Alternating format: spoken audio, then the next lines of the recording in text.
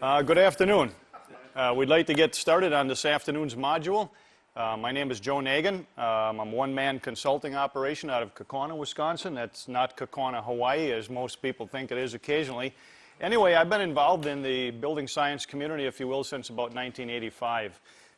Recently, many of you may have heard my name, unfortunately, or been to one of my workshops before. I've been around the block a little bit. I currently serve as technical director for the Wisconsin Energy Star New Construction Homes program. I'm also part of the Building America project, and I'm also co-author of the actual Wisconsin Energy Star Homes program. And what's interesting about being able to share time with you folks today is that being a consultant is one thing, but also being a one-man consultant operation is pretty brutal in the fact that how many possible jobs could you work on at one time, right? I mean, you're only one person. What's really been beneficial to me personally, being involved in the Energy Star program, is that we work with about 300 builders on and off. We've certified 11,000 buildings to date, and 10,000 buildings to date, so we've got a lot of good information on how buildings work. What's really excellent about the whole process is that the majority of the builders we work with and partner with allow us to take pictures on their job sites, almost sometimes insist that we share those with other builders around the state of Wisconsin so that they may not have to go through the brutal learning curve on trying to figure out how some of these things actually work. Now again, I mentioned in our program we've certified to date 10,000 buildings, which is kind of interesting, and I'm not here necessarily to promote our program, it's talking about how buildings work. And what's interesting is we've modeled all 10,000 of those homes on our computer software. The Energy Center of Wisconsin did an evaluation of our program homes about 5 years ago to check and see how accurate our software was against actual energy use on site. But the most important part is we've been out on these jobs working with the building community and then testing all of these buildings so that we know exactly the condition of the home. And today what I find sort of interesting is that there still is not a real good understanding of how buildings actually function. People have a pretty good idea, with all the ultimate respect here for you builders in the state of Wisconsin, but oftentimes when we get into conversations about basic moisture issues, comfort issues, those type of issues that may result in a callback and some lost profit, when we get investigating those situations and start asking questions, it's amazing sometimes the lack of understanding of the real issues. So what we're going to try and do today is look at some of those from the big picture. Now, we call it building science. You can call it what it like, but I looked in the dictionary, and actually in Webster's reference dictionary, it says building science, knowledge acquired by careful observation, by deduction of the laws which govern changes and conditions, and by testing these deductions by experiment. Now, I don't mean we're experimenting on your homes, but the fact is we're testing things. Or it could be looked at as a branch of study, especially one concerned with facts, principles, and methods. In other words, for us, it's the study of buildings.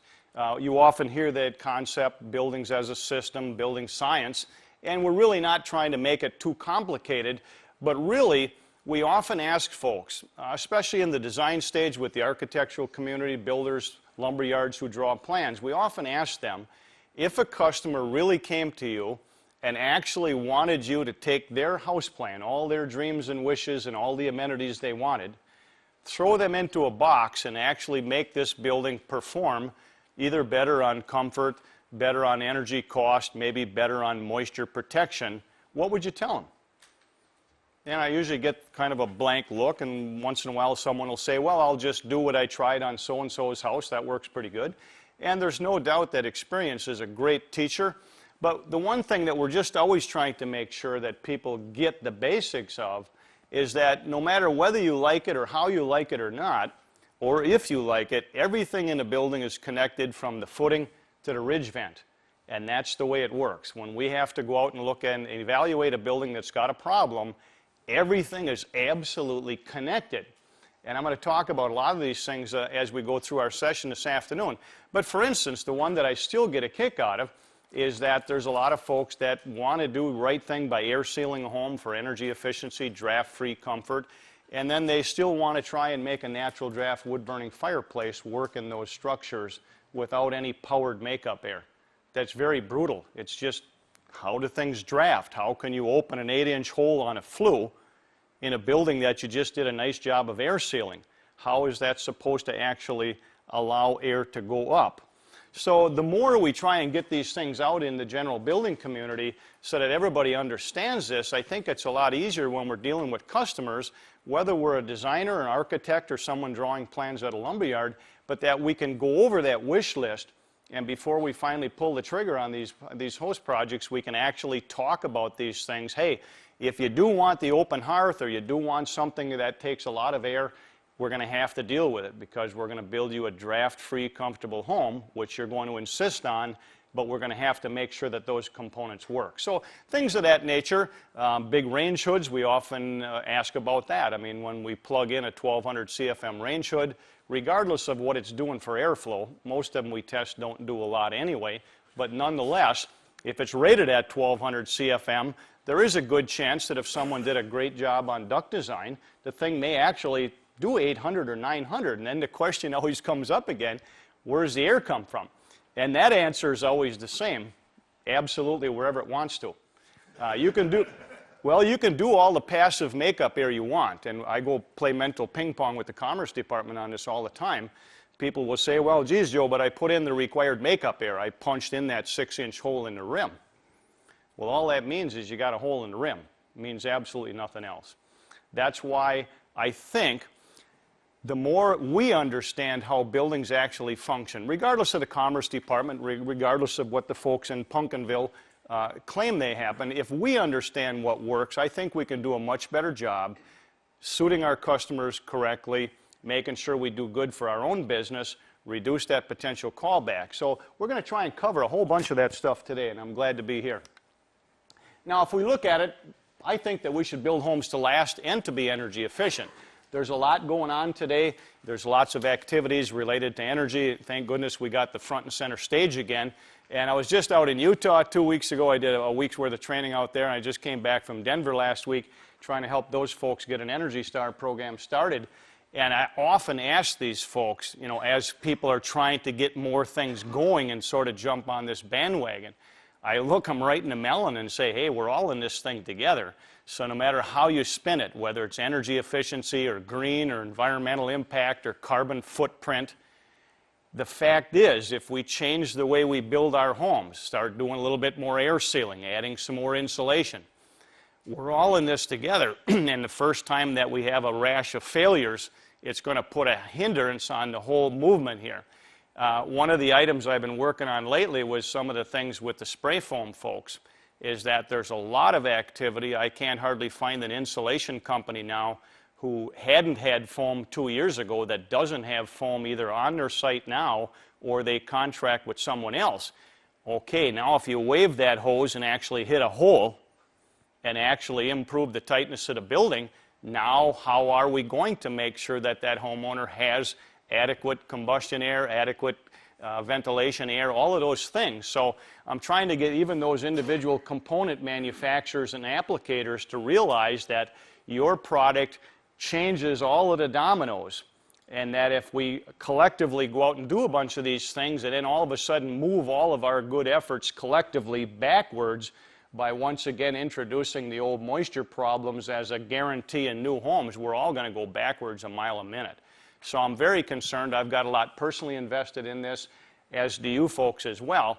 And I think through the efforts of a lot of great builder partners and trade allies here in the state of Wisconsin, we kind of worked out the whole myth that was floating around for a lot of years and floats around a little bit, that the minute you build a nice energy efficient home in a cold climate, that it's an absolute that you're going to have a moisture problem inside. That is absolutely not an accurate statement.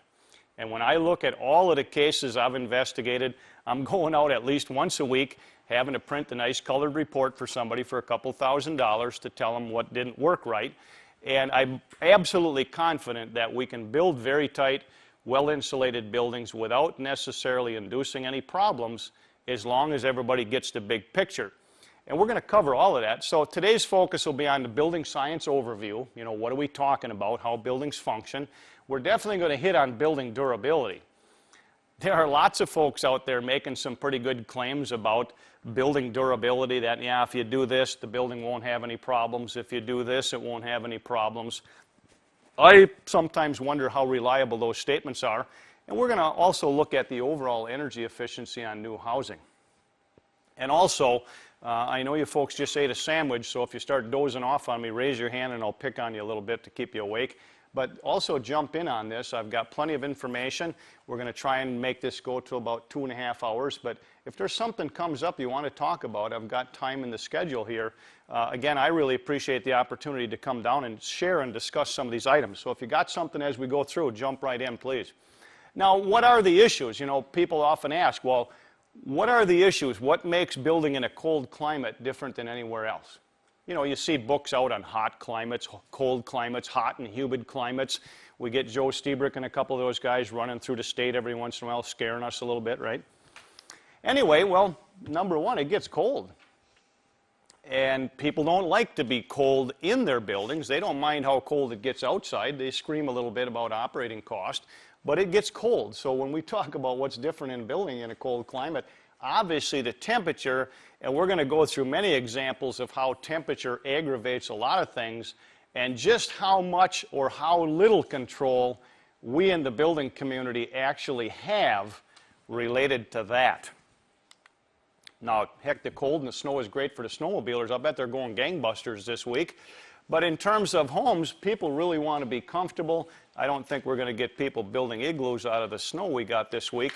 But this is more or less what our homes look like in the winter, right? All the drive down here this morning, the 2.5-hour drive, I was taking pictures nonstop of some homes pretty buried in the snow. It got down about 11 below zero with the wind chill last night in Kaukauna where I live. That bugger was getting cold. So just the sheer fact that it gets cold changes the temperatures not only in the building but on the building materials. And if we're going to make buildings last a long time, we have to recognize the limits of products being able to eliminate all of our challenges that we have in the building industry. Now, a little historical perspective, if you don't mind, but you know, when I drive around and I look at older buildings, I just love to stop and take a look at the buildings. And this one is a classic. It's still over in Stevens Point. But I often look at it and I say, okay, obviously it's an old, nasty building. They weren't worried about heating cost, comfort back then. But look at where the chimneys are.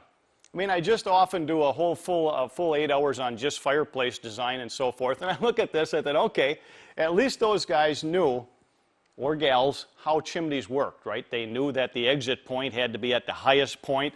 Now, where do we put fireplaces today? Well, we go right to the outside wall. I mean, you read any design manual, even the stuff that's put out by the Midwest Hearth Products Association. I mean, they got a whole list that's absolutely free on the violations that we do religiously with fireplaces. Now, it's not such a big deal on closed combustion fireplaces, but if you're going to try and make a natural draft fireplace or an open wood-burning hearth product work on the outside of a building with about 5 or 10 ton of stone at least out there that's 20 below zero, you'll burn up half your wood source before you even get to flue warm. So these folks simply knew the basics of science. They might not have called it that, but they just understood how things in the real world worked. Now, there you can see a nice shot. I mean, these buggers were probably pretty uncomfortable. I don't know what they were burning at that time for fuel. There was obviously at least 4 combustion devices in the building, but they did a great job. I mean, those chimneys are exactly right on the top. Now, the other thing I want to point out, I got to back up for a second. If we look a little closer, they also knew something about gravity, right? If you look at the step flashings here, and I've stopped at this house many, many times. It's now been repainted. But they knew about water management. They knew that everything that was probably talked about in one of your morning workshops today about water management. They knew that gravity will always take water down, and as long as things are overlapped, shingle fashioned, we don't have to worry about adhesives falling apart. We don't have to worry about tapes falling apart. Gravity will do the job. Some of these old craftsmen really knew the basics. I can't imagine some of the dinner time conversations they might have had years ago. They probably were more worried about keeping them warm than they were about durable. Now, the other thing about our older buildings, right, a lot of us can remember when we had balloon framing. I go out and help people fix a lot of these old animals where we didn't have the typical platform framing. So combined with the uninsulated walls, I mean, these things were basically chimneys. Every 16 inches, you had a chimney right into the attic. So the first thing we do on a lot of these older homes is we have to go up and cap them off on top. but they were uninsulated. They had all of this air movement nonstop. They were burning coal or wood or whatever they had in those stoves. It was going out the building as fast as they could shove it in. The flue was taking all of this house air out, which had to be replaced with outside air because they were not closed combustion at that time. Those buildings were just being ventilated like it was going out of style. You see older photos where they had the pot of water on top of those open stoves trying to put some humidity in the air, because when the buildings leaked that bad, it not only took the heat out of the building, but the little moisture that the occupants were generating was going right out with it as well. So the buildings definitely were not what we're doing today. And if you look at a little bit newer construction, I helped this gentleman take this house apart in Oshkosh about 6 years ago because I didn't have any of these big wide honking boards. And apparently years ago, before we had sheet goods, they had the big boards. They'd cut them, must have been 2 foot wide, maybe an inch thick, but we also didn't have the ability to kiln dry that lumber, right? So they could put them on with their nice rectangular head nails and get them nice and tight initially, but by the time the lumber acclimated and dried out, these are the nice boards. I got a couple of those in my office yet, complete with the rectangular nails, and you can run that wood through a table saw. It cuts just like it's brand new. It's just discolored a little bit. But after that building dried a little while, that's what it looked like, right? I mean, I see that all the time when I drive by farms. And that's that stuff. They're corn cribs. So the reason farmers put their product in open containers like that so there's lots of air movement is to dry it out, right? So you can imagine a building like this with no insulation, no concept of air sealing. The building was just a honking chimney nonstop. So these, what was that? Over on the right-hand side? Yeah. Oh, I don't know. I just took a nice picture of the corn crib for you there. They got 2 of them. Nice. Excellent. But that's the deal. And so these older homes, that's why you see so many of them laying around, right? They're still standing there. Some of them racking a little bit. They didn't quite know the engineering part. But a lot of that old lumber just sits there and gets soaked over and over and over. But it's got a lot of air movement to dry it, right? And if you think about it, nowadays, if I take this shirt off and put it in a bucket of water for 15 seconds, it'll be completely soaked. But you all know how long it takes to dry it, right? I got to throw it in a clothes dryer, add some energy, some actual heat, and a lot of airflow. So once I vaporize the liquid again, get it in the airstream, now I got to ventilate it out of the clothes dryer barrel. That's why this is just crazy for some of us that may still believe that buildings shouldn't be built tight, that buildings have to breathe. People should be able to breathe, but buildings should be as bag tight as possible. And we're going to go through all of those reasons today, but that's the deal. When we have buildings that leaked, they pretty much took care of themselves. They were massively uncomfortable. You couldn't hold enough moisture in there to get a static shock even. I mean, they were dry. Now, if we looked a little newer on, right, a lot of us remember the 70s. Well, you guys might have been doing something different than myself in the 70s, but I remember going out looking at color lock siding. A couple of guys maybe wandering around behind little animals back then. But anyway, look what we had. We had color lock siding. We had tar paper or building felt, whatever you folks prefer to call it. But underneath there, we had real plywood, right? I mean, they realized they could figure out how to skin a tree and then pull it off in sheets. So we went from the old boards with gaps big time every foot or so. We went to sheet goods. So immediately when they went to sheet goods, the buildings changed. I mean, like right honking now, without even knowing anything about air sealing, without grabbing a caulking gun, without grabbing a piece of tape, nothing. The minute they went from the old boards to sheet goods, the buildings immediately got much tighter. So right from that point on, the buildings no longer operated anywhere near like they did before. And everything started to snowball. All of a sudden, by default, with better products, as we'd call them, the buildings immediately got tighter by a factor of 10 big time. So now you started to see some issues. However, the plywood was, like they call it, real wood, and we had a whole different animal. Also, you might have covered this in this morning's session, but the old color lock siding, right, that stuff locked together and we had to caulk it around the windows and doors, so it was considered a face-sealed material.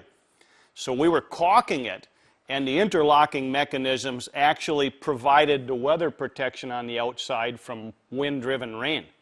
Well, nobody wants to caulk anymore, for the most part.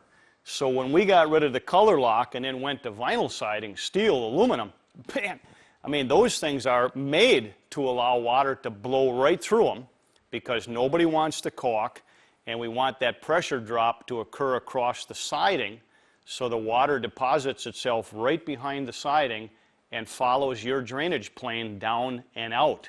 That's why you see so many homeowners really compromise their existing buildings when they take an older building that had a face-sealed cladding on it, like color lock. Not knowing anything, they're just thinking, thank goodness I can get rid of the caulking now, let's just go hang some of that plastic stuff. You know, you can take the stuff and slide it all over. It's not meant to be airtight, it'll never be airtight. It is designed to intentionally to be leaky, so when wind-driven water blows on it, it goes through the holes, loses its velocity, and then deposits it exactly like a snow fence does. Exactly the same concept. So they take an older building and sometimes really compromise it because they don't understand any of this stuff, and a lot of folks in the building business don't quite get that concept either. But we're working on it, and people in Wisconsin are doing a pretty good job. Another one that we're seeing kind of a recurrence, if you will, this building is obviously a building that's being moved. And the point I want to make with this slide is that it obviously had brick. We don't have to be too experienced here to figure out that those are brick ties. And it also had our old building paper or felt. We're seeing lots of problems with brick veneer on new construction homes in Wisconsin. We're seeing a lot of them, a lot of them, a lot of them. I mean, big time. And it got so bad that in your new code language coming out in January for enforcement in April, we'll be requiring some specific application methods of brick veneer on every wood frame building in the state of Wisconsin covered by the Uniform Dwelling Code. They are going to require venting above grade every 2 feet, not below grade with a rope. Every 2 feet above grade on the bottom. It must be vented on the top. It must have a free unobstructed airspace behind, and it must have 2 layers of building material behind it. That will be enforceable in the Uniform Dwelling Code coming up in April. That's because we're seeing so many moisture problems with misapplied brick veneer in the state of Wisconsin, and it will be enforceable language. What happens is, I think when I look at the history of the situation, back years ago when we didn't have the big powered mortar mixers or whatever you call the adhesive, people actually mixed it by hand. So someone doing that by hand was probably a little cautious on how much they buttered the brick, right?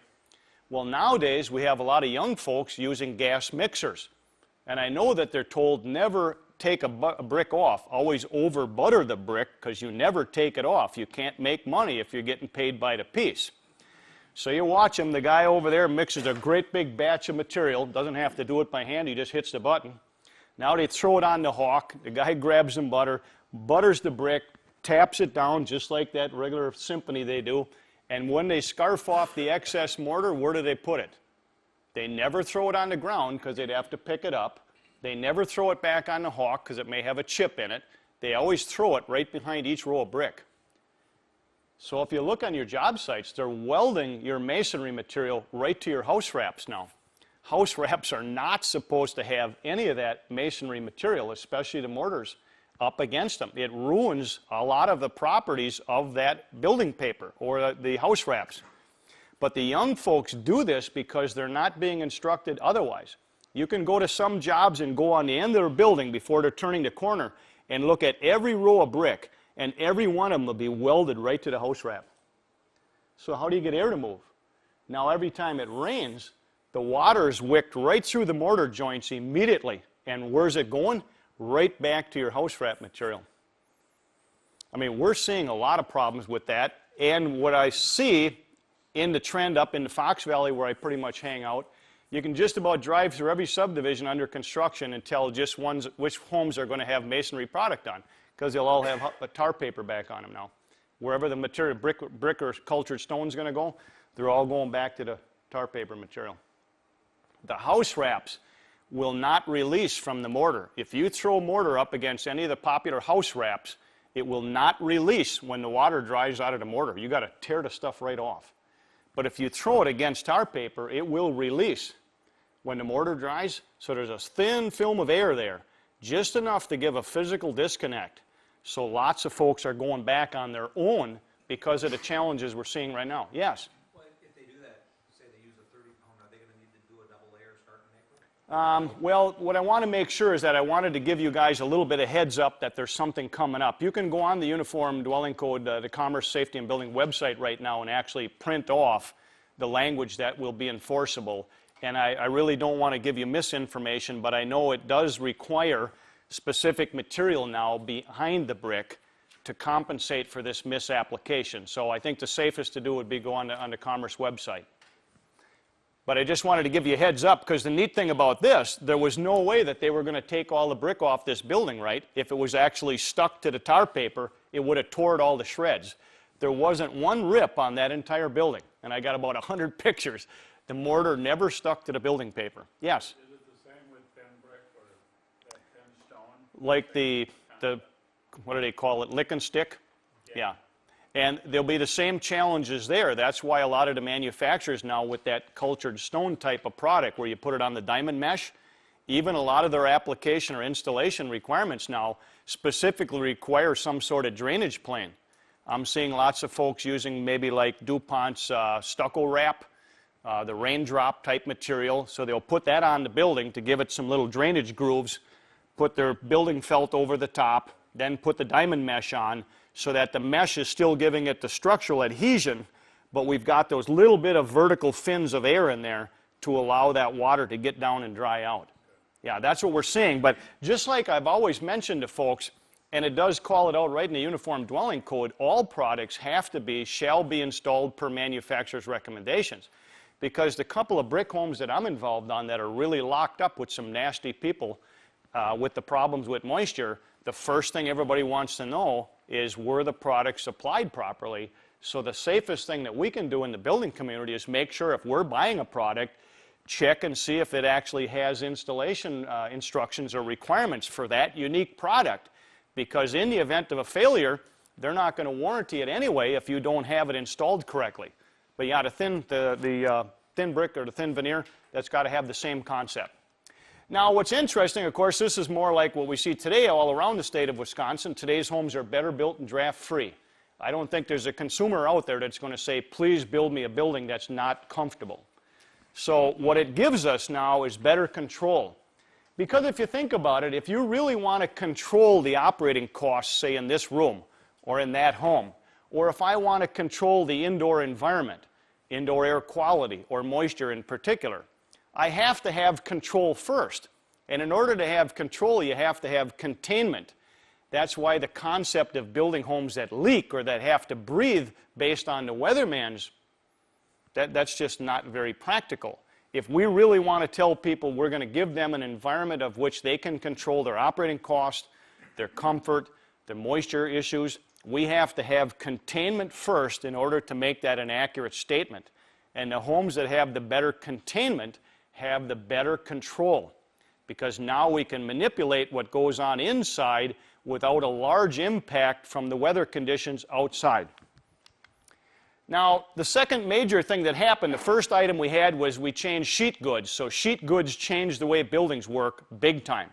And then all of a sudden, somebody started to be uncomfortable in the mid-70s. They started looking at operating cost. The oil got a little expensive, and then they started adding insulation. And you've probably heard this 1,000 times, but this is the killer. The minute we add insulation to something, we just changed everything.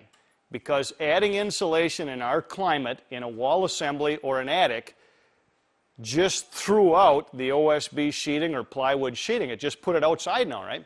If we had an uninsulated cavity, the energy loss would be tremendous, but the energy would get to the wood sheeting and keep it warm enough that we probably wouldn't have a moisture event. But the minute we put thermal insulation in front of wall sheeting and in an attic, boom, we just threw all the building products on the other side out by the weatherman. So now if I have cold surfaces and I really want to protect the building, I don't know how to spin this any other way than if you insulate a building, you got to air seal. And that includes in a lower level on a basement in front of a concrete wall, or whether it's above grade or the ceiling. If you add insulation, you just removed all the heat, the drying energy from the wood materials. whether it's in the attic, the wall, or the basement. Adding thermal value immediately requires air sealing in our climate. There's no way around it. There is no magic bullet to that unless you're willing to throw all the thermal value on the outside of the building, like they do on some commercial buildings, right? They'll put all the insulation on the outside of the roof deck. Yeah, now that inside that we're staring at is going to be room temperature. So how could I possibly have a condensation event when it's at room temperature? But when we put insulation on the inside, like is 99% of the time done on residential buildings, the roof sheeting is now at outside air temperature, the wall sheeting is now at whatever the outside air temperature is, boom. How do you control that? There's no way of controlling that. So insulation changed everything in terms of durability, and a lot of folks still don't understand how that is. And we're going to go through some actual real case studies here in a little while to show you how nasty this can get, but also to show us that we do, as a building community, have a way of ensuring the integrity of our buildings for a long period of time. We can do that reliably. A lot of you folks have already been doing it, but this changed the whole animal here. And what's the issue with that? Well, for 99% of our buildings, we're still making them out of wood. So even if you did, say, a concrete, an ICF above grade wall, you're still putting a wood roof on it, right? Nobody's doing too much on concrete lids. And the issue with moisture is the fact that we got wood products. Wood does not like to get wet and stay wet for a long period of time. When I look at a tree, I often think of the verse that they say at the funeral parlors, dust to dust, ashes to ashes, right? Trees come up, Mother Nature takes care of all that, and I think Mother Nature is trying to get this stuff right back in the ground as soon as possible. It's our job to take that wood product and make it last as long as possible and a good useful life out of it, and the way to do that is to keep our wood products dry or build them with an acceptable level of performance where it can dry. But in our heavily insulated wall assemblies and roof assemblies in Wisconsin, for the most part, our materials are sitting outside. Now, if we don't want them to have moisture events, then we have to keep this warm, moist air in the wintertime away from those cold surfaces, and the way we do that is by air sealing the inside of the building. It's not any more difficult than that. Again, if you want to dry wood, you got to move a lot of air. So if you're one of the folks that believes buildings should breathe and all of this free movement of air and moisture, then I have to ask you, where does all your drying come from? I still see folks that like to slit the vapor retarder on the ceiling, the sheet of plastic. Oh, sure, that takes care of some of the moisture problem in the home. It just makes the building leakier. But now you got to flip a coin as to whether that warm, moist air ever makes it actually out of the roof venting, or whether now it just deposits itself on the roof sheeting in the attic. But the issue is we're still basically building most of our shells out of wood. Now, the third thing that happened here now, we had sheet goods change the tightness, insulation reduced the drying potential, but the mechanical systems. I still remember my grandma's house right next door to my house in Kaukauna, and she had one of these old octopus furnaces in there on the left-hand side. This one, the picture showing an oil converter, but initially when we hung around over there, it was coal, so we used to have to fill it with coal. We'd always have a fist fight in the coal bin to see who actually had to shovel it in the coal, or shovel it in the actual unit. But remember, those things, they were just heating the ambient air in the building with just a big blowtorch, basically. There was no fan involved. Remember, the air would just migrate around the building by natural convection. On two-story buildings, right, you'd see a floor register. On the second floor, you'd see an open register right down to the first floor, just to allow air to naturally circulate by convection. So there was no blower motor involved, just a natural convection. Then when we started to squeeze the units of fuel a little bit to be more efficient, we started using units with a smaller chimney, and we also started using units with an air handler fan. But these animals here had a flue on them about 1.5 feet square, so there was that much air going out the building all the time. That much air had to come in the building. So as an inefficient combustion device, we were ventilating the building nonstop every time that heating equipment ran, with a pretty good size hole. Now the equipment on the right-hand side was the mid-70% efficient stuff. You could see now that someone was able to reduce the size of the flue pipe up here from the old 10 or 12 inch now down to a 6 inch, but it was still using house air for combustion and draft, So we were ventilating the house when we ran that equipment. But what happened was we added a blower motor now, so we could actually force distribute the air. People didn't like the fact of allowing the air to naturally circulate. You had a door closed on a room, it stopped some of that natural movement. Air conditioning became popular. Now we needed a blower to actually push this heavier air. And now we get into the new high-efficiency closed combustion heating systems. They're not using any house air anymore for combustion and draft. So if you look at the buildings, that old house that had the big octopus probably had a chimney 1.5 feet square. So it was basically a 1.5 feet square hole in the building, leaking air through the stack effect. That's what we call the rise in natural air rising in a building. So we had a 1.5 feet hole. Then we got down to that 70% heating equipment. We reduced the size of that hole in the roof. Now in here, we have no hole in the roof anymore at all. So every time we improve the efficiency of combustion equipment, we make the building tighter by default. This is why you'll see heating contractors get beat up in the wintertime. They get a call from some older folks or maybe some younger couple that bought an older home with, say, a 75% furnace in it with a 6-inch B-vent going up the chimney. They say, man, the fuel costs are terrible. Let's put in one of these nice high condensing units and really smash that fuel, right?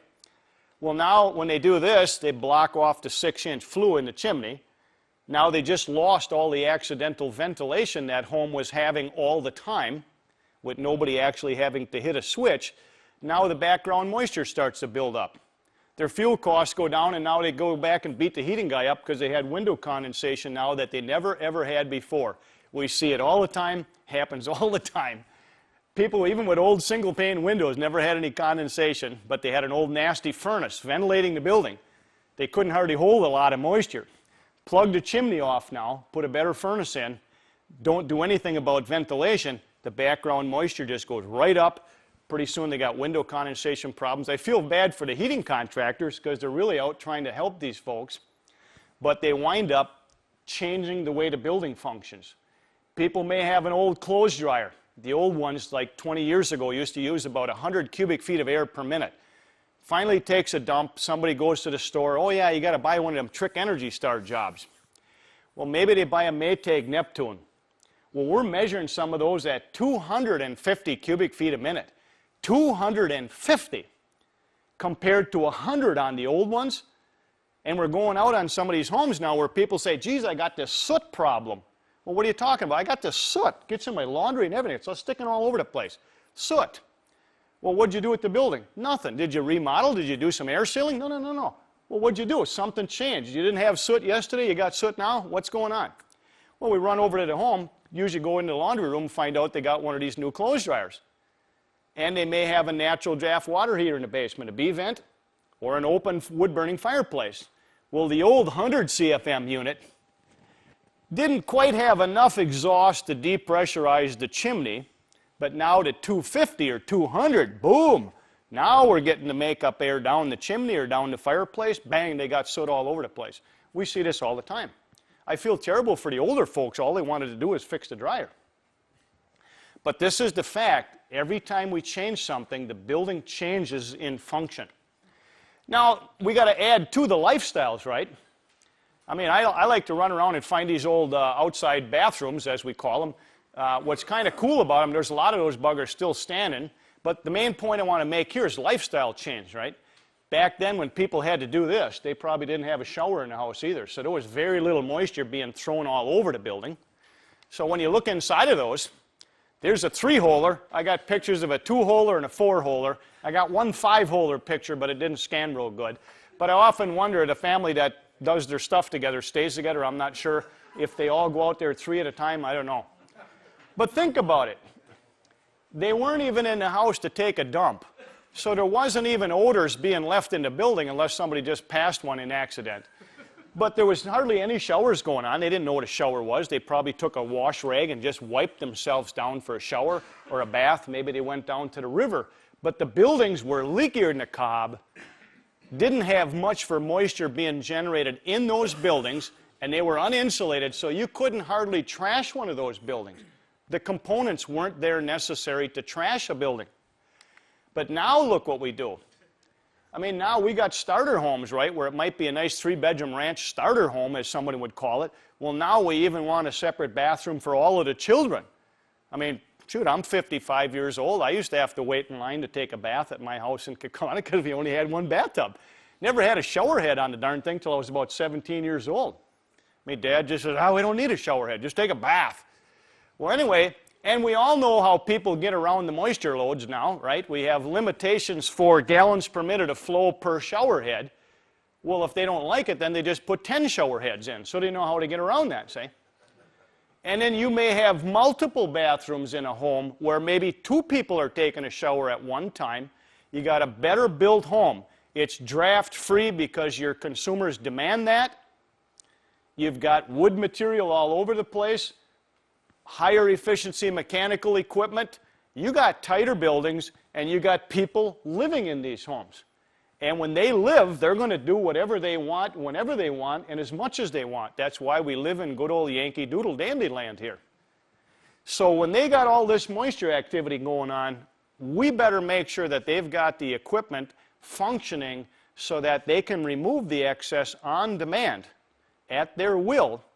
Otherwise, we're going to be back there later on dealing with it. But everything has changed about the buildings. Now, so why not? Or why now? What changed? Sheet goods were introduced. That was the first thing that happened. That was a major change. Insulation was added, ruined all of our drying capability. Heating systems got more efficient, so we lost a lot of our accidental ventilation. And now we got furnace fans. Fans actually moving air. And now we can pressurize this room when the air handler comes on. So the furnace fans are a big deal. Think about it for a minute. Picture yourself in the bathroom at your home. I'm not going to think about it, but you picture yourself in your bathroom at home. You're in there taking a shower. None of us look that hot anymore, so we probably got the door closed to the outside. Now we turn the shower head on, we get her nice and steaming. We're just after a nice cold day out in the work life. We're open up. And now all of a sudden, the thermostat in the main part of the house says, hey, it's too cold in the house, I'm going to turn the heating system on. So the furnace comes on. You're in the bathroom, and the door in the bathroom is closed to the rest of the house. Now, I know you're going to have a supply register in the bathroom because that's good practice, right? But the code in good building practice won't allow us to put a return air in there, return air grill, because we don't want to be dragging that stuff out of the bathroom and spreading it around for everybody to enjoy after somebody took a good dump. So there's no return in that room. But you're in there steaming her up. Maybe you turn the fan on, maybe you don't. Maybe the fan doesn't even work, but it's making some noise. Now what happens to that room? That entire bathroom goes positive in pressure. We can measure that on any building you got. Let's go right out. I got the equipment in the van. Take any building you got, close the bathroom door, go turn the air handler on. Just turn the furnace fan on. And unless you got some door undercuts that big, or another door is open connecting that bathroom to the rest of the house, that bathroom usually goes positive in pressure. So this air handler thing is a big deal. Because now if we got small holes in the building around a can light, around a wall outlet on the side of an exterior wall, and we got moisture, but now we take the moisture and pressurize it and blow it into the building assembly around the bath fan housing in the ceiling, right? We route that, big gap around there, don't worry about it, cover it with the grill, right? The bathrooms always go positive in pressure. So we've got a lot of things going on in buildings just because buildings aren't built the way we used to. We don't even have to think about inducing any of these issues. They happen automatically. So this is the deal. Buildings are not the same. We have to understand what's going on. So the impact of these basic changes are buildings got tighter. We now retain more moisture inside. Insulation was added. We now have reduced drying potential.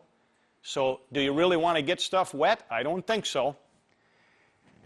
And the HVAC fans can cause pressures, and I'm going to show you some building failures after a while from furnace fan pressures, and you can take a building apart in 5 years if you want to. And these HVAC fan pressures can increase the moisture transport. So those holes that might have looked mighty insignificant by themselves, under pressure for long periods of time, can be brutal. That's why when you remodel a home that's maybe only 5 years old, and you take off the wall board on the drywall on the bathrooms, yeah, it isn't because the bathroom is there. That isn't why the OSB sheeting or the roof sheeting is all porked up. It's because the bathroom is there under pressure. That's the deal. Now, why are all these issues important? Well, everybody's involved here. Energy. Homeowners expect reasonable operating cost. They also expect comfort. They expect their homes to be comfortable. They expect their buildings to last, which means they have to be durable.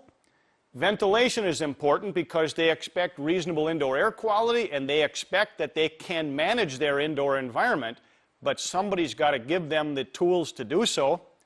And combustion safety. Homeowners expect combustion appliances to function properly. They won't just because we put them in there. Somebody has to be looking at all of these items. Your benefit, if we reduce one callback or improve your profits or improve your referrals, isn't that good for business? I think so. So if you want to throw green around, throw all this carbon footprint stuff around, just keep doing what you're doing, but keep thinking about what we can do better. Look at the items that might have been on your hot list last year that might have got you in trouble or got some customers calling back. We need to reduce our callbacks because in this residential, cutthroat, brutal environment that we're in, we don't have the luxury and the big dollar margins to go back and fix stuff. Let's see if we can nail her the first time around. Now, let's take a look at insulation systems. And we got choices, choices, choices, and everybody's saying, well, what to do? What am I going to do? What's the best? Well, let's just take a look and spin this around and see what's available. Now, if we just look at basic wall insulation systems for stick frame construction, we're going to have our fiberglass friction fit bats, which is still very popular. We got foam and bat applications in spread parts. We see that occasionally around the market. We see the fiberglass blown in or the blown in blanket system, bibs as they call it. And we also see cellulose blown in, either open cavity, they call it wall spray, or they dense pack that as well with a net. We'll take a look at all of these applications. The only thing that I really see, and it's the major challenge, is that when we get done framing a building, I mean, we need structural support, so we can't take all the lumber out, no matter how much you want to do advanced framing. And then we still have to get all the other amenities in. We got wiring, plumbing, and my take on this thing is that that's the last time I'm going to see that wall cavity, right? I mean, I'm not going to get the homeowner call me 10 years from now, hey, Bob, why don't you come back over? Let's tear all the sheetrock off and do a better job of insulating the walls. They'll drop 50 grand on windows, right, and it won't change the energy cost much. But no one's ever going to take the wall apart. Very unlikely unless there's a failure. So the real challenge with wall assemblies is, can we do the best at today's technology when we got them apart? And to ask someone go over with fiberglass bats, of which I don't have a problem with fiberglass, I don't have a problem with any insulation. It's just that the challenge is these young folks now have to be pattern makers, right? They got to cut this stuff to all those different patterns that we gave them. They've got to try and fit it around the wires, around the pipes. It's just very difficult. And if we go scan one of them with an infrared camera, yeah, it lights up a little bit. It's not the end of the world. But if we really want to do the best without necessarily building a real thick wall or adding all kinds of unusual components, I think if we spend a little more time thinking about the one crack we got at walls, that it may help our choices of material. Now, the only thing that we see with fiberglass bats that's really an issue is the installation quality, right? Because we have to remember, fibrous insulation, whether it's fiberglass or cellulose, work on a function of two factors. The dead air trapped within the fibers provides insulation value, and they also scatter radiant energy. So if we had the drywall on there with no insulation, the drywall would get warm from the air in the room, and because there's nothing behind, the radiant energy from the back of that sheetrock would radiate right straight across to the outside sheeting. So fibrous insulation holds the air within the insulation from moving, so it has a thermal value. The fiberglass and cellulose have no insulating value at all. It is their trapping of dead air that provides the thermal value. That's why when you take a bat on the job site and it's all smashed down in a bag, and you cut it and it blows up, you're adding the insulation on the job site. That's why we always talk about insulation needing to be in a six-sided closed container, because it's the lack of air movement that actually provides the value. Little thought on that, next year coming up into code enforceable in April, if you got any knee walls in the attic, even if they're this tall or 8 feet tall, they now must be enclosed on all 6 sides with a permanent air barrier. No longer are they going to allow fiberglass bats in a knee wall. So if we went in the attic and looked at the back of the knee wall, we were seeing fiberglass. None of that's applicable anymore in April. You must have a permanent weather-resistant material on the outside of that material. That's so that the air in there stays there and provides the value. But getting back to the point I want to make here, people often say, well, geez, Joe, what's the big deal? That's only a little bit of compression up there. And don't get me wrong, I'm not the least one of the folks running around saying buildings have to be perfect. I'm out there crawling around. Yesterday I spent 5.5 hours in an attic in Appleton with the local spray foamer helping him pull the hoses and stuff so he could get our wall spray done, or our attic spray done. The point here is that when we have that compression in the upper left-hand corner here, now we basically exposed a large percentage of the side of that wall stud, right? So now there's no radiant insulation protection there. So when the drywall goes across the face right here, instead of the normal 1.5 inches of pure conductive energy going through the stud like we always see and accept, now we have radiant energy scattering, shooting on the side of that stud, short-circuiting the insulation itself. See, that's why insulation in a wall cavity, it needs to be as full as possible so that it minimizes the target area here that the drywall will have to radiate energy. So that's why we get after the folks in a polite manner that, hey, take something before you put the poly on, just go along and scarf them edges up, try and get them as flush as possible so that the only defect we have is the framing lumber itself. But if you take an average building, and if it's got 100 spots that look typically innocent by themselves and add them up, it's a pretty good chunk. So that's the real challenge with these basic bat materials, is getting them installed well. And also for Energy Star, for federal tax credit, we actually have to go out and grade the insulation on any home the builder wants the federal tax credit for. We actually physically have to go out and put a number 1, number 2, or number 3 grade on the quality of the install. Also in the 2009 code stuff in Denver, we just had a workshop on the 2009 code stuff. Wow, they got stuff in there for enforcement. Should Wisconsin ever adopt the 09 IECC, there's going to be all kinds of stuff, big time stuff, related to all of this coming up. Yes? With the wall cavity, wanting to have it as full as possible, if you're doing a spray foam, closed cell spray foam, Sure. and you're normally putting in 3.5 inches of insulation, Sure. would it be preferable to be using a 2x4 then instead of a 2x6 because of the gap? Well, see, that's part of the deal. And the question was, you know, if I'm going to do spray foam in a wall cavity with nothing else, and I want to do 2x6 framing, but if I only put 3.5 inches of foam in there, which is a great nominal R value, what are you doing about the radiant heat loss on the face of the stud? It does nothing there, say. Remember, the foam is a great insulator. There's no doubt it's great on air protection, air sealing, and vapor protection. But you can't forget that there's 3 types of heat conduction, right? Conduction, touching something, convection, air moving, picking up heat, and radiant energy. So as long as there's something warmer than something cooler, that warmer surface will be radiating to that. Now, you're going to have a slight cooler surface on the side of that stud there where my fingers are. So as long as that's 1 degree cooler, or even 1/10 of a degree cooler, the energy from the back of the drywall will be radiating right to where my fingers are. So I'm often asking the guys, okay, the spray foam is a great option, but I'm thinking you may want to go back and reduce some of the framing now. Well, Just I a thought. have it in my own house. Yeah. Now that you say this, Yeah. because an addition I put on my house, which is where my office is. Yeah. And it was a 12-pitch roof, 2x12 construction. I spray foamed it. You know, non-insulated attic, spray foam right to the back Yeah, side yeah. of the roof deck.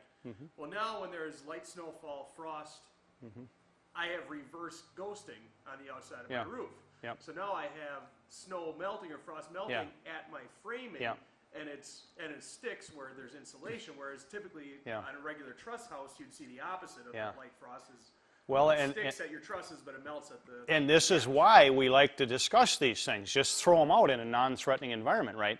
we can't forget that there's 3 types of heat transfer: conduction, convection from air moving, and radiation.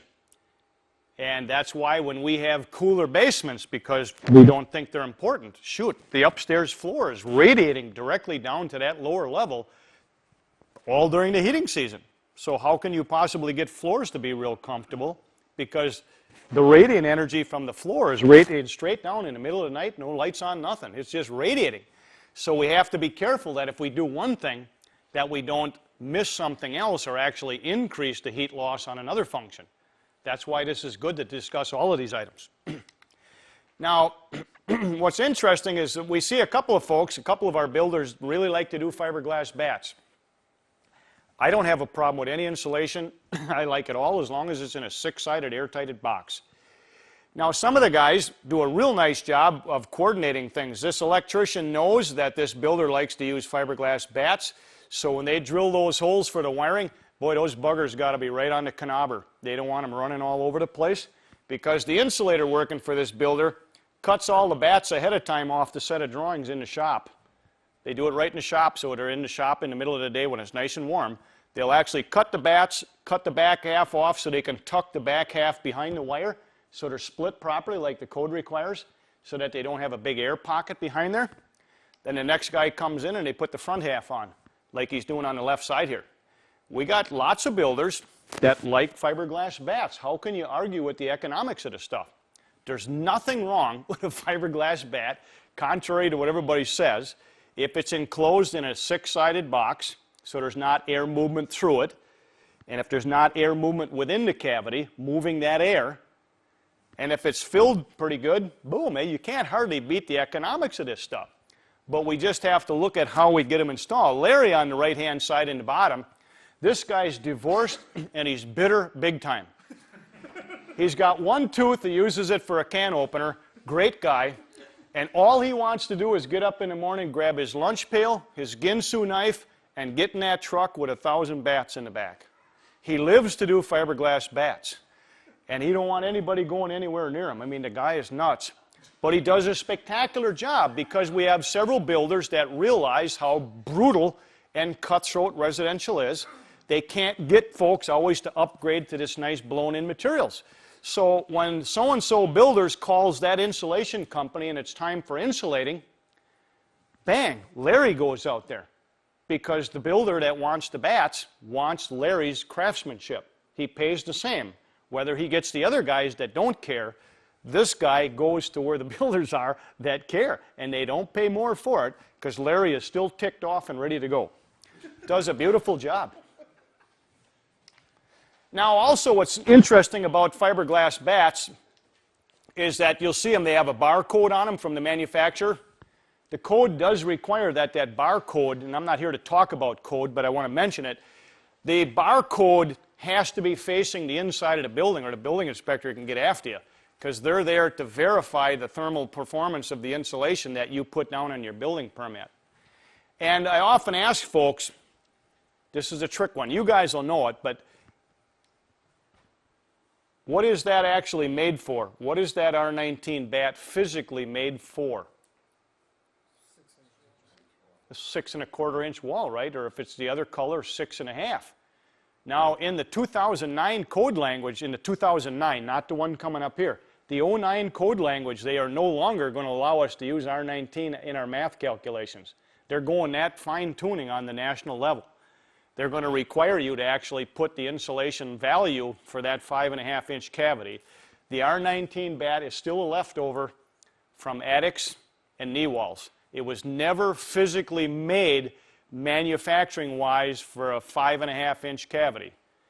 When I did this about 2 years ago up at the Valley Home Builders, one of the guys got right out, just ran out of the class. I thought he was soiling himself or something.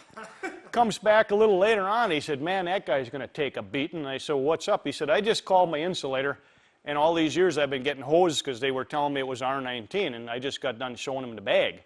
But there has never been an R19 bat anywhere in the world made for a 5 1/2 inch cavity. All right, never, and there never will be. If you look at the bag, look right on any bag, it doesn't matter whose brand it is, look what it says, right? 6 1/4 inches. So if you actually want that bat, as purchased to have a value of R19, it has to be physically expanded. And the reason that that's a big deal is when they manufacture the bats, they orient the fibers at a particular angle so that they create these definite size air pockets. And when you start smashing them, now you change the geometry of those air pockets. That's why if you take an R19 bat and smash it down into a 4.5-inch cavity, you only got about a 13 left over. Those bats and the fibers are absolutely manufactured for a particular orientation. The only bat that's ever been made for a 5.5-inch wall cavity is the R21 high-density bat. It's manufactured, so when it's expanded to 5.5, it yields a 21. So my point with that is, if we really want to make buildings that are more efficient, then where do we look? We couldn't even get an R19 numerical value even if it was installed flawless, right? It's not 6.25. So if we have all them corners tucked over, it's not split around wires, not fit good around pipes, and we got air movement, and we smashed it to 5.5, what is the real value, right? We always debate that. Just What's the R21 at that? Is it still R21? yeah, the R21 bat, yes, is physically manufactured, so if it's expanded to 5.5, it'll yield 21, minus the installed flaws, yeah. But that's the deal, I mean, and I ask people that all the time, and there are some building inspectors in Wisconsin that will not accept the number R19 if you put in that you got 2x6 framing. They're even going that fine on their own. Anyway, there it is right there. Look at the bag. It says R19 installed in a 2x6 wall, 5.5 will yield 18 if it's one color and 17 if it's another color, and that's still under the assumption that it's flawlessly installed and no air movement through the cavity. But they're just making a point that even if you look at the bag, but they want you to stare at the big number, see, so you don't look at the fine print. That's why I got to keep my reading glasses on. All right. Now, the other issue that we see is that most builders still prefer to use polyethylene as their vapor retarder material. And some people, after they hear Joe Stiebrick talk, they think the world is going to fall in, right, or the sky's caving in. He runs through town every once in a while and just throws stuff out, see if it sticks, right? Good friend of ours. The deal is the code and the national model codes only require that the buildings have a vapor retarder material having a perm rating of 1.0 or less, covering all insulation and framing. There has never been a word in any code document in the state of Wisconsin, enforceable language, stating the word plastic or polyethylene. It has never been in there. That's why when Joe runs through town, with all due respect, he's a great friend of ours. He runs through town talking about moisture coming the other way, and then the guys want to get rid of the plastic. Well, you don't need a code change for that. Just stop using it. There is no code requirement for the use of polyethylene. It never has been. It will never be. Because it never stated you had to select polyethylene as your choice. As long as the material you put covering the framing and insulation has a perm rating of 1.0 or less, it satisfies the vapor retarder requirements. That's why I keep asking all these guys, saying, geez, we've got to change the code. For what? You don't need to change the code. It doesn't require plastic right now. Little heads up again on the upcoming April code changes in Wisconsin. Below grade, we in Wisconsin currently do not require a vapor retarder on a stick frame wall below grade. They don't require one. In April, they will prohibit the use of one because of the moisture problems. We want the water and vapor that's coming off of the concrete wall to be able to get through the drywall and make it into the building and be absorbed and taken out. So now they just don't require one below grade. In April, they will prohibit the use of one. Because there's still some older farts hanging around that want to do plastic right on the concrete wall and then put the stick frame up. Some of them want to put the stick frame up and they still want to use plastic. It is absolutely guaranteed going to prohibit the use of one below grade in April. But anyway, I just wanted to throw in the code thing. And you always have to remember that the codes are always going to be several years behind the building performance curve. But what I heard at the meeting in Denver last week was that in the 09, they had that big power meeting up in St. Paul on this 30% better code thing. About 75% of the recommendations did get adopted for enforcement in the 2009 code language. They're going to have an air sealing checklist about a mile long. I mean, on air sealing, right now the code says a couple of things, you know, particular spots. That thing will be a mile long. A whole bunch of stuff coming up on building performance. But anyway, just to throw it out, on the vapor retarders, whatever you use to cover the framing and insulation, as long as it's got a perm rating of 1.0 or less, you're good to go. Yes, sir? Does the foam insulation, do you need the plastic or the Excellent. one? Okay, yeah, it was interesting. Great. Let me catch up on that, because thank you for reminding me on that. Because there were several foam manufacturers went to the public hearings this last year in Wisconsin. And if it's, well, they didn't even make a distinction between open cell and closed cell foam. But if your wall cavity is going to be insulated with spray foam only, with nothing in front of the spray foam, they are not going to require a vapor retarder. They made the case about air transported moisture, and we're going to talk about that big time. But yes, if it's spray foam in a wall assembly or an attic, and if it has no other insulating material in front of it, like a flash and bat, then you will not be required to do a vapor retarder. What they don't say is you still would want to do a good job of air sealing, but I mean, it isn't quite as difficult, you know, is quite as detrimental with the spray foam having that sealed face right there to keep the moisture and stuff from being transported. So yeah, that's coming up. Now, this moisture issue and the polyethylene scared a lot of builders in the rural area. I do a lot of work with some builders up in the Shawano area where they like to insulate themselves. The buggers went back to craft-faced bats. They got so scared on this whole polyethylene thing. They weren't having any problems, but when some of these national guys run through Wisconsin and throw these bombs all over, these guys attend these workshops get kind of scared. So some of them went back to craft-faced bats because the craft paper, right, it'll change permeability. That was one of the benefits of it before. That's why CertainTeed came out with that smart membrane vapor retarder a couple of years ago. It actually changes its vapor permeability with relative humidity. But now I just can't see how good the bats are installed. You know, I can't see them, and now the drywall guys don't like it either because now they can't see where the studs are as easy. Does that meet code? What's that? Yeah, it meets code. Oh, it does? So Yeah. it's permeability of 1 or less? Yeah, Okay. yeah. Yeah, it's just that years ago, you guys made the decision. I didn't have nothing to do with it. When somebody stopped using craft-faced bats, somebody realized, hey, now wait a minute, now we just lost our vapor retarder. So what can we do? And somebody must have grabbed the sheet of plastic, and it became almost this benign, almost an automatic code thing, but it has never, ever been a requirement by the building code. Someone selected plastic for its ease of coverage, large area, and away they went. Now, the other type of insulation I see once in a while is spray foam. They call it up in our area flash and bat. I don't have a problem with it other than that, knowing the limitations. Some folks will put an inch of spray foam in and then put a fiberglass bat over the top. But I don't quite understand that whole picture. And when I ask the folks why you're doing that, I like to know what's in the decision-making process for folks, so if we have a reasonable conversation, I know where they're coming from. And I'll often ask them, hey, why are you doing this? Well, I'm air sealing.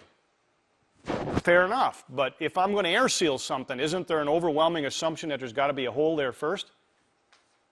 I mean, I can go out and put 10 tire patches on my car tire. It won't be any tighter than it is right now. But I just spent 10 tire patches. I mean, I'm thinking about it. I want to learn too. So if you guys know something I don't know, please tell me, because that's why I came here today. But I keep asking people, I want to know, let's work together so that we don't just make homes more expensive, we actually make them better by maneuvering products where they're applicable and right for each location. So if this is what you're doing for air sealing, I'm often asking, well, how much did you gain from that? Nobody usually knows because they don't do any pre and post testing on existing buildings. But anyway, the challenge here now is that when they put the fiberglass in front of it, now what did it just do to the foam? It made the foam cold because we put thermal material in front of the foam. The foam is all right just like that because the radiant energy coming off of the back of the sheetrock is going to radiate right to that surface. But because they usually only use an inch of foam, it's not enough thermally, right? So they got to add some more thermal value. But now you make the foam cold. And on top of that, then we butchered a fiberglass bat, so we got the best material on the wrong side, and we got a cob job on the front. I'm just wondering, because now there's where we're going to have that R19 bat smashed to 4.5. 4.5 is maximum yield of 13 or 14. So 7 for the foam and 13 is 20, or 7 and 14 is 21. So the maximum you're legally ever going to get with that assembly is 21. And I'm always wondering about the air sealing. And you have to remember, when it comes to air sealing, the trick question is, the one you got to know, yes, holes are important, but where are the holes that are the most important? The ones with pressure on them. In the middle of the winter, when you're sitting at home at midnight, and it's 20 below zero, and there's not a breeze outside, the sun is down, there's nothing happening, where's all the pressure on the building? All you got to do is bend your face straight back. It's all up there. It's all up there and on the rim joist. There's nothing going on in the walls. There's nothing going on. You could have a hole right through the middle of the wall. No pressure, no airflow. You have the stack effect pushing on these buildings all the time. And homes are just a hot air balloon too heavy to lift off the ground. And there's constant pressure non-stop, and you can measure it all the way up on the top of the building. There's not much going on the side of the building.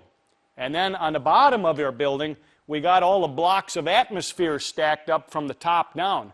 Remember from school, that's the only thing I remember, 14.7 pounds per square inch, keeping us from exploding.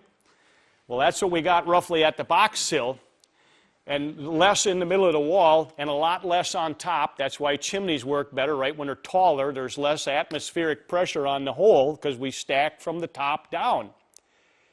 So if I got air leakage out the top, I got air coming in the bottom. So you got to seal the top and the bottom. The middles aren't there much going on there. You always have to do the top. You must do the top. You must absolutely do the top. What doesn't go out the top doesn't need replacement air coming in the bottom. But that's why I often ask people, they spend all of their budget for air sealing on the walls, and unless you're buying sheets of OSB with holes in it, tell me how much air sealing you're really getting. Just a thought. And here's a shot where I had a guy that bought into the concept that if he did an inch of spray foam in the wall assembly that he'd never have condensation. Well, what's on my hand there? Water. I mean, they didn't even get the building done, and it was dripping wet in there already. Now, it wasn't a fair case because at that point the building was not done, so the poly wasn't pinched on the edges with the drywall like it would be when the building is done.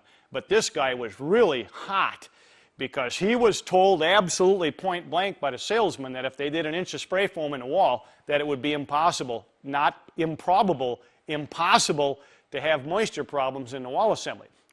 Well, this happened to be the Algoma building inspector, so I went to his building under construction, and when we took the poly and the fiberglass out, the foam was just absolutely soaking wet. You have to remember, if I put insulation in front of anything, I just took all the energy away.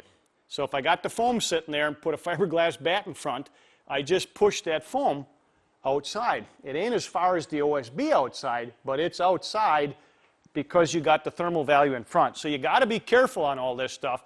That's why no matter how we spin this when we're all done, the answer is always going to be air sealing. Because if I do a reasonable job of air sealing the building shell on the wall surface and the ceiling surface, I don't really care what happens outside. I've got no control of that anyway. As a building community, we have 100% control, 100% control of how tight we get the face of the building. I can't do anything about the weather conditions. I can't do anything about the amount of moisture the homeowner carries. They're going to do whatever they want. It's our job to make sure the building shell stays durable, and the only answer for that is air sealing, air sealing, air sealing. And when we get into advanced insulation, we see the folks doing blown-in fiberglass or the bibs. Simply put the mesh up, punch through the net, they blow it up and they blow it down pretty much to get about 3.5 pounds per cubic foot. Yes? Yeah, I guess the whole thing. What do you do if you have foam sheathing on the outside of the wall and you put in a bad insulation? Oh. Same procedure that you're... Excellent. Oh yeah, excellent. No, I didn't never met you before, right? No. All right, we got a slide coming up though. No, we got a. Yeah. No, the question was what happens when I put sheet foam on the outside. Great question, right? And it's a great solution to a lot of thermal bridging, you know, going through the studs. But we're going to look exactly at that situation coming up here. I got some nice, real detailed computer-generated temperatures. Yeah. I've had an insulation salesman tell me the same thing in the flash and bat. Yeah. But what's the difference between flash and bat versus foam sheathing and bats? Yeah. Well, was their rationale. well, yeah. Well, see, there's going to be a slight advantage to both, right? I mean, the sheet foam on the outside helps provide a higher thermal value on the framing, and it does keep the cavity a little warmer at that surface. The spray foam in the middle obviously can't do anything about the thermal bridging of the stud framing, but it does provide a warmer surface in that wall assembly at that point. And that's what I want to show you, is that at how much do you need to have no problem possibility, and it's just impossible unless you don't put anything in the rest of the building. But we'll take a look at that coming up. So on the bibs, you see all different meshes. Some of them use different type, but the concept is the same. They'll put a net on. Now the pipes in the wall, the heating ducts and everything, the wires, outlets are just buried. I mean, buried. And even though the NAHB claims that we can't get any air sealing benefit from dense back wall insulation, I'll tell you what, we've told them 100 times at least. We find it in Wisconsin, big honking time. I mean, when a builder goes from typical construction practices where they don't have the shell really dialed in yet, but stop using bats and do a couple buildings with any of the blown-in material, we usually see a reasonable reduction in their tightness or improvement in the tightness of the building. Yet the NAHB says that that's not true. Well, I don't really care what they say. We're talking about Wisconsin building. Because by the time you pack that stuff in, I mean, if you've ever had to tear a building apart, holy cow, it looks like somebody was jamming a snow cone in the front side. We've taken lots of buildings apart on the outside that had either the blown-in fiberglass or blown-in cellulose. I mean, and it's packed right honking tight to the corners. I mean, right there, she's full. Again, the fuller, the better. And that's what it looks like now. Those pipes we saw before, look at, they're gone. I mean, they're just gone. I mean, they're physically gone other than a little bit on the face, right? You always hold them to the front side. But if they do that with fiberglass bats, they'll tell you the code won't allow them to tuck the bat around to cover the pipe. That's not true. All you got to do is pay them $800 more and then they'll make them go away. They're just telling you they don't want to cut the bat, like on a pipe, a plumbing stack in an outside wall, right, in a bathroom. Well, why would we want to have that big air movement around that plumbing stack pipe in the wall where we're going to have a lot of moisture in that room? That's not a good thing. And you ask them all the time, hey, can you cut that and split that? No, the code won't allow me. Well, if you pay them $800 for the upgrade, it'll all go away. Then you ask them, they just keep blowing. It's just a time issue. I like all the insulation because on lots of jobs that I do construction management on, I still do a lot of that, I'm going to use all kinds of material. I got bats up in some attics there that we couldn't get at. We got the dense blown fiberglass in the wall. We got some spray foam going on in here for air sealing where we needed its unique air sealing characteristics. I like a little bit of everything. Here we got the dense pack cellulose in a wall where they put the mesh on the wall and then they punch through it and simply pack it under a certain density.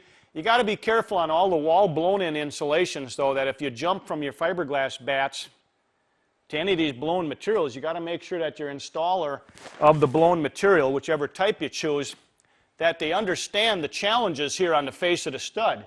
When they put a bat in there, usually it's tucked slightly behind the surface, but when they start blowing this in, they got to get the right density, either for the cellulose or the fiberglass, and then it wants to creep over the face of the studs.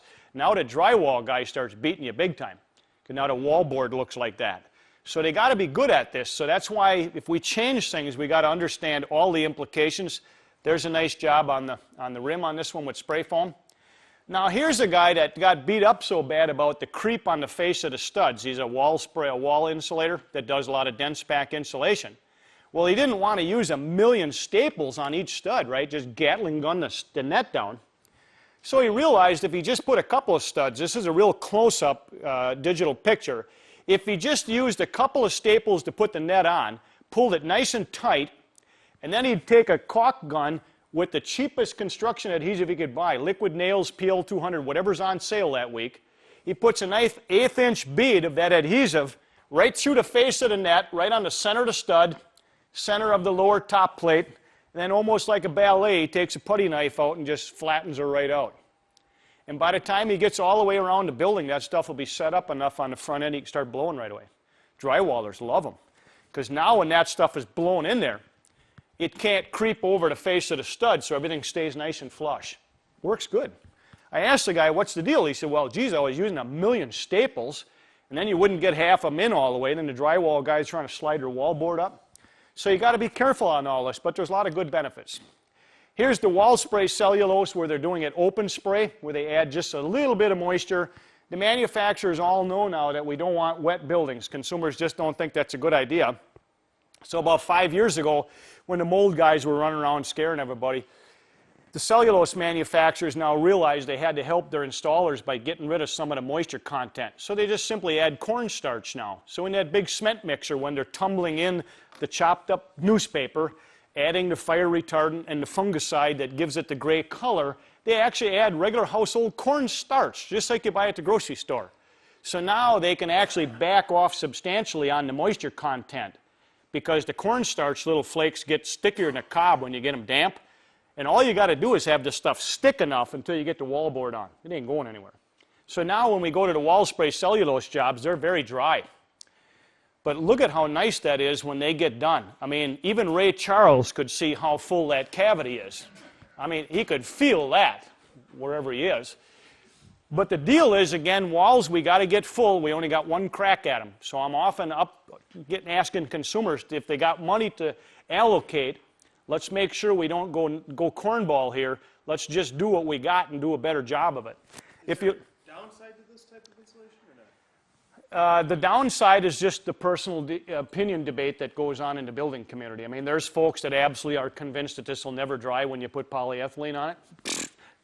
I'm out all the time looking for all these buildings people are talking about that are supposed to be imploding. I can't even find them, and I'm looking for them. Because what's interesting, right, on the moisture side, but look at how flat this is, because they open blow that stuff, right, in an open cavity, no net, anything. Cover the studs and everything, it's just buried. They let it sit for a couple of minutes and they go over it with a stud scrubber. Looks like a lawnmower handle with a motor on it, and it's got a rotating brush. So they just push it up against two matching stud cavities, two studs, push it right up, pull the trigger, and you run it up and down, and it just planes all the excess cellulose right off the face.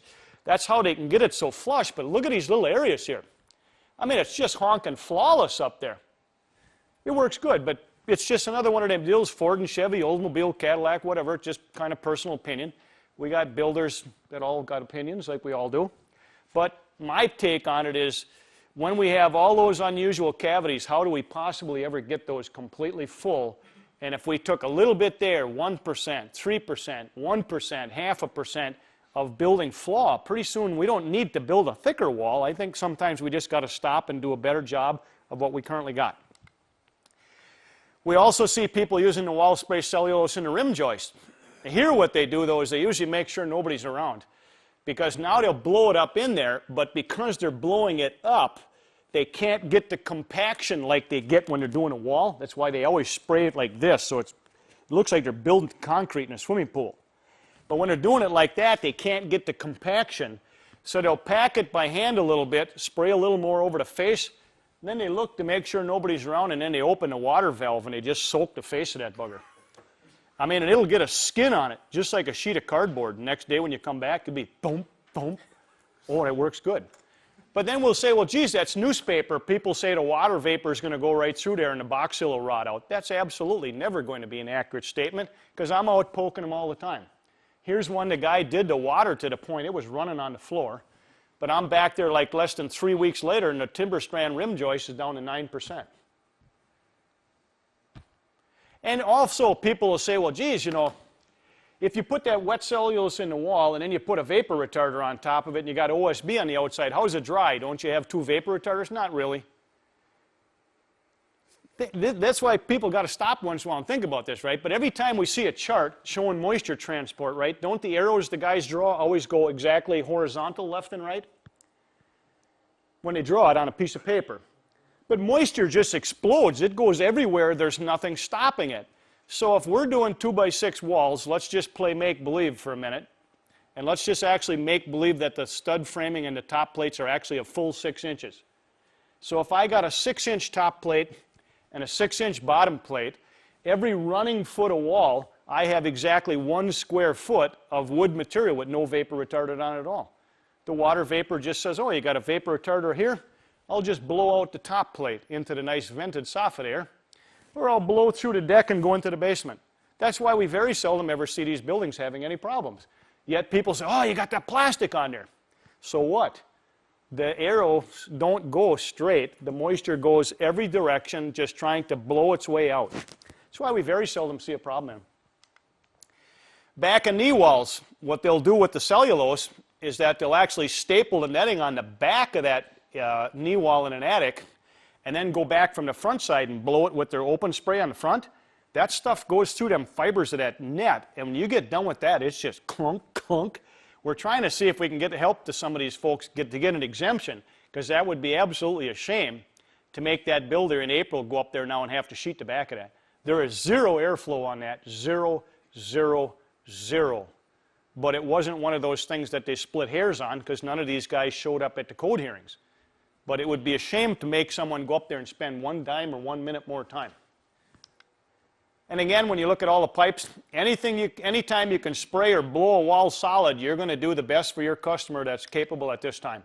Here's a nice contrast between a corner with the wall spray, or it could be blown fiberglass, and then the typical install of a bat where somebody just kind of pops it in there. I mean, it's like night and day. And the only thing with the cellulose is if they do wall spray cellulose, most of the guys know now that it's not a good idea, even with the reduced amount of moisture, to cover it up right away. So most of them put in a big barn fan. They got to chain them to the house now. Apparently the kids are using them for something. But if you look at the stuff, there's last week's Milwaukee Sentinel paper right up there. And it's just chopped up newspaper. I'm out in the wintertime all the time on homes with no heat whatsoever. Not even a salamander or a space heater. They just get done doing the wall spray cellulose. It might be 0 out. We can come back in 2 days, pull it right out of the wall, and the OSB ain't even damp. Because it just dries. Water vapor goes everywhere there's less of it. So when we poke those things, the OSB sheeting is just fine. Most of the cellulose guys that are reputable and are really concerned, and most of them are, they're going to leave the poly off for at least a day or so and give it some dry time. So if a builder decides to go that route, you've got to schedule some dry time into your schedule. You can't have the wall board there as fast as you would with bats. If we look at spray foams, there's 2 basic styles, closed cell and open cell.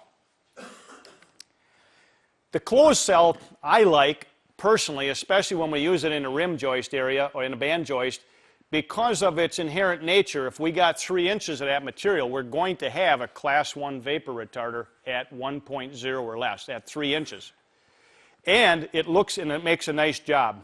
Again, when we look at it, we're pretty fortunate in Wisconsin that our Commerce Department gave us an exemption for that, right? They don't require us to do the 15-minute thermal barrier over the top, because they know you're doing the best thing you can for your housing stock. By using the foam, we get the nice air sealing, and we get the moisture protection for our wood building materials. So that's why Wisconsin code does not require a vapor retarder in the box sill area, and they don't require the thermal protection on the spray foam when it's in the rim joist above the bottom of the floor joist. So I'm often after the guys, don't be dragging it too far down on the wall here, because the code language actually states the exemption is for the spray foam material above the bottom of the floor system. So I always try to get them to spray the sill plate, right? Because the sill sealer is never airtight. So we want to bring that down and lap it onto the front of the sill sealer to get the best use of that material. But we don't want them to go crazy and have it all over, so the guy says, hey, wait a minute, that's above the floor. Anyway, it's great use there. In lower basements, we're seeing people stick framing walls now in lots of these lower levels. And they're using spray foam there now. And that works pretty good. And then they're coming in, putting their fireplace, whatever they got to do. But we got a lot of guys. Now there, what's happening, because you don't want a vapor retarder below grade, you don't want to do full 3 inches down there with urethane, because now you're going to have a class 1 vapor retarder in both directions. And normally below grade, if you're typically doing 1 inch outside, you really don't need that much inside, unless somebody really wants to dial the building in. But you got to be careful. If you select spray foam but for low grade, don't violate the vapor retarder issue. Is it that much of a problem, even though it's bonded tight to the Well, masonry? it could be, because the concept and the reason that there's such a big discussion about the polyethylene is that we know that through bad landscaping, people not refilling in the soil that settles around the excavation, we're going to get some water eventually behind the sheet foam, potentially, and we want it to be able to dry into the building. So if you lock it on the face, it may start to aggravate or go after the adhesion part of it. Okay. Now, I haven't seen any of that happen yet because I'm watching this real careful, because in Appleton, a lot of guys are blasting the spray foam on the basement walls. We're out even poking right through the foam with the moisture meters, not even picking up anything.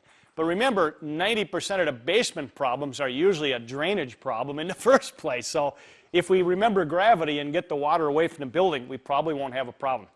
Now, the only issue that I have with spray foam, again, this is above grade. Chuck and I are always out just shooting ourselves in the head over some of this. Here we got a nice case where they did the flash and bat, if you will. They were going to attempt some air sealing up on top here. They didn't quite get it. That's supposed to be done after the ceiling sheetrock is on. It has limited value here. They should have done the spray foam up here after the lid was on. Then we would be able to weld the drywall at this point and provide some real good air sealing. Now, we see a lot of folks in Appleton doing 2x4 framing now with urethane foam. This is some engineered studs. The guy was even doing 24-inch on center, did urethane foam, complete 3 inches. We got the closed cell and the open cell. It's nice if you can get the vent chutes in and get a nice bat up in there and then spray foam over the face of the bat to give you a nice permanent wind baffle in the attic. Where I really like spray foam is in the bonus rooms, right? All these folks doing bonus room homes. I'm up in the garage ceiling now, looking at the back of the knee wall there for the bonus room. And normally, if we just fiberglass bat that, or even if we sheeted the back, the bottom is usually open here, right? So even if we got loose fill in that bonus room or in the garage ceiling, we got vented soffit right there on one end of the garage truss, and we got vented soffit on that end, and the weatherman blows through that soffit right underneath our loose fill or fiberglass bat under the floor system in that bonus room, and right out the other soffit. You have to remember, a bonus room that starts out as a floor truss goes all the way to the outside top plate. You really need that blocked off down there to simulate a box sill. You wouldn't put fiberglass on a box sill and then just hang vinyl siding over the top of it. When we have vented soffits and vented attics in the garage, it doesn't matter how much loose fill material you pile up against the back of that knee wall. The air blows right through there. We're fixing them all the time. This is a fix on a project where the guy did fiberglass bats. They had a little house wrap stapled on it, made some attempt, but the bottom here was wide open with fiberglass bats. I like spray foam. We do a lot of in-ground swimming pools, hot tubs. I like to insulate my ductwork below grade with that. Here's some of your lightweight 1 pound density foam like the Icynene, where they got to overspray it. They let it expand way past the face of the studs. Then they got to cut it off. That has about the same thermal value as a fiberglass bat, but great air sealing characteristics. You got to be careful. Spray foam is an excellent product, but it's not an end-all. This is a real difficult picture to get a handle on, but here's a chimney in the middle here, a masonry chimney going up through a vaulted ceiling. And the guy thought if he just spray foamed about a foot of this open cell foam on these parallel cord trusses, that he would have perfect protection against moisture damage in the attic. Holy cow.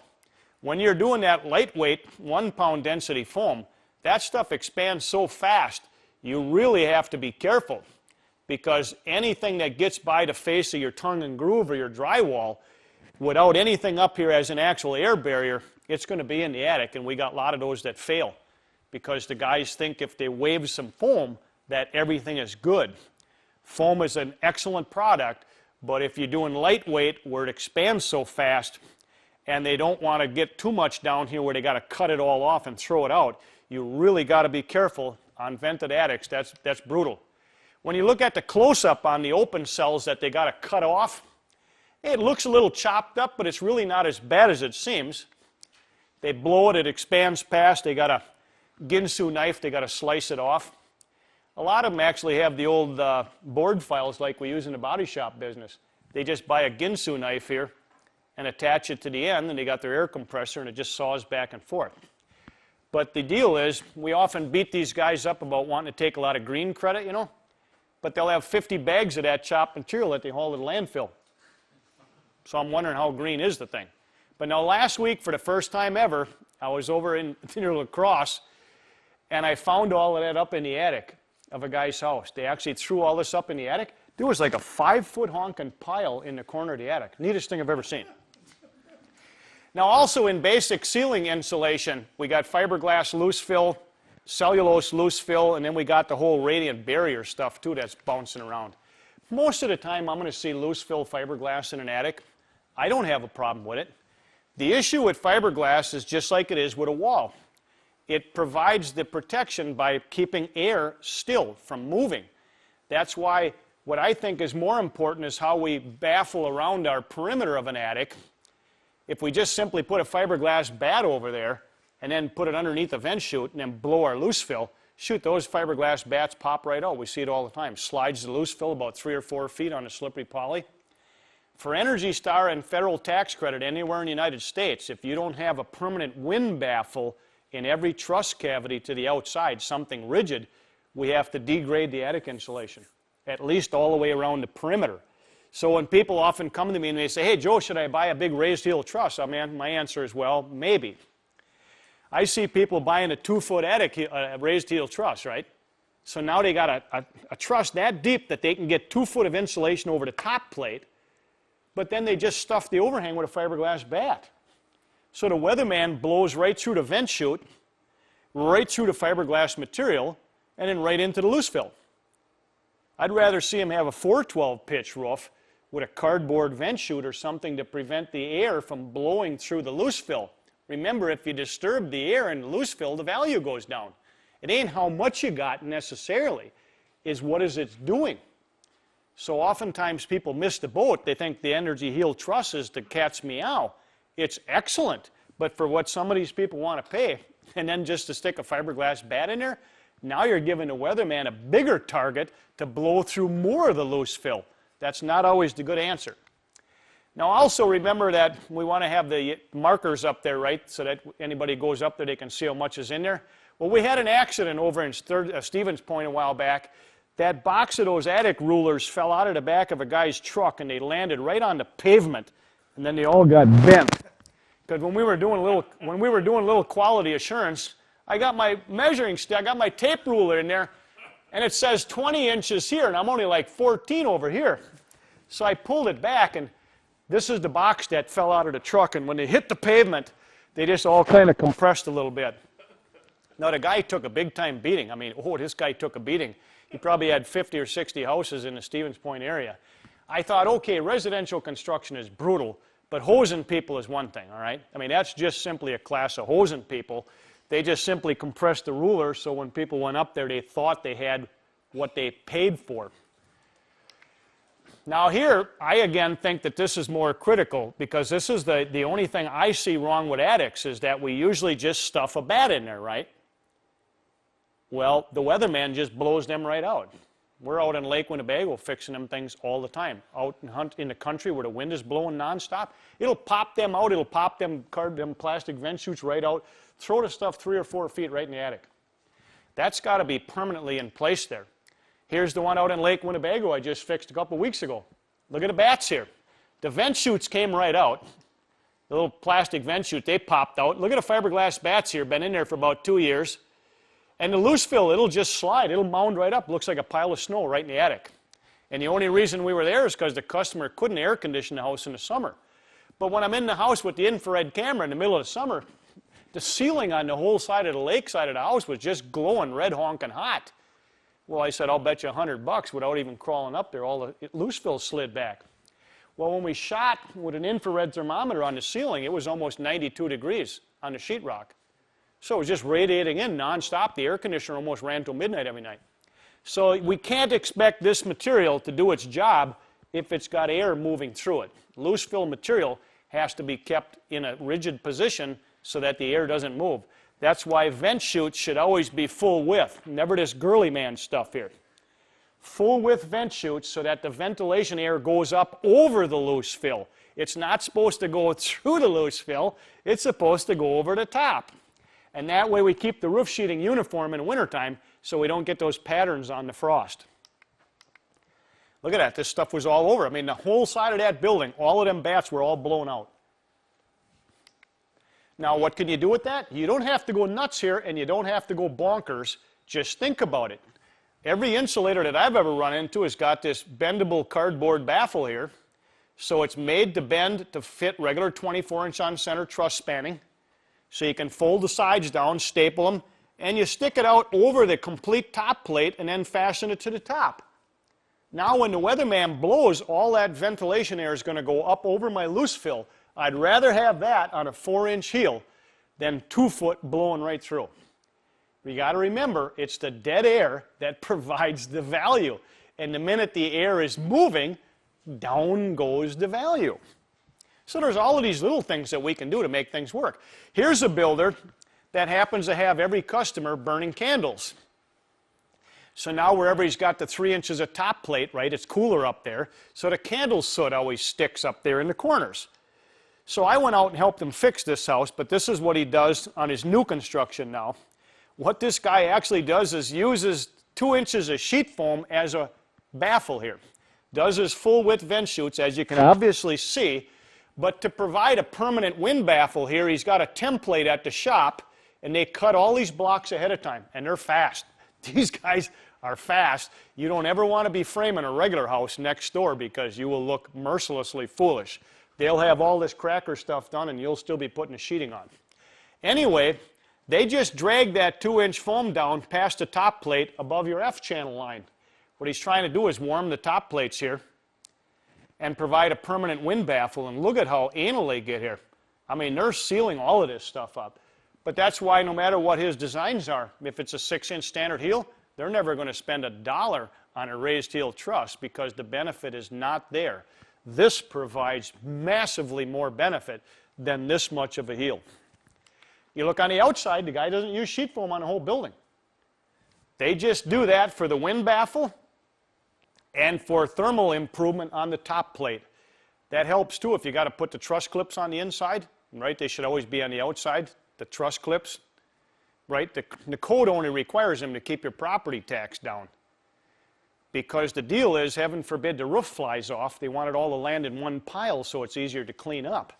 But we put them on the inside, now we got this big metal radiator sticking right out into a vented soffit panel. Ladies call all the time, hey, I got that ghosting. That's about every couple of feet, boom. Now we're up in the attic fixing that stuff.